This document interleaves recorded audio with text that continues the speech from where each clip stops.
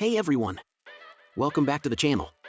Today, we're going to walk through 3 fun and beginner-friendly Python projects that will help you get comfortable with programming basics.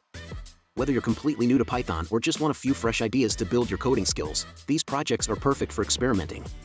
And best of all, each of them can be expanded in different ways to challenge yourself as you progress. So, grab your code editor and let's jump right in. A simple calculator. Let's start with a simple calculator. This project is a great introduction to functions and user input, and it shows how Python can perform basic math operations like addition, subtraction, multiplication, and division. Step 1. Set up the functions.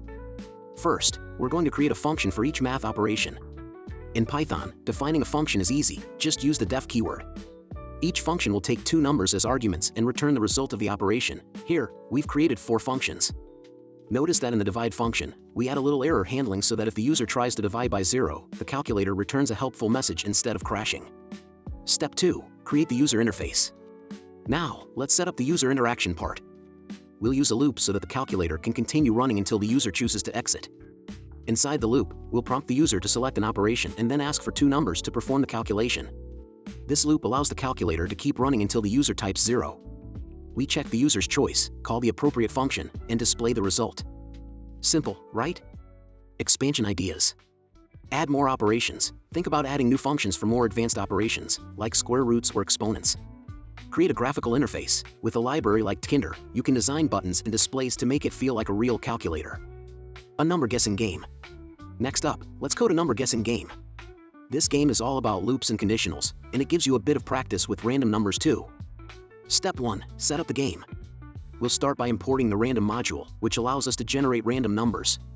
The game will generate a random number between 1 and 100, and the user will keep guessing until they find the correct number.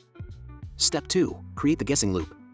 Now we need a loop to keep the game running until the user guesses the correct number.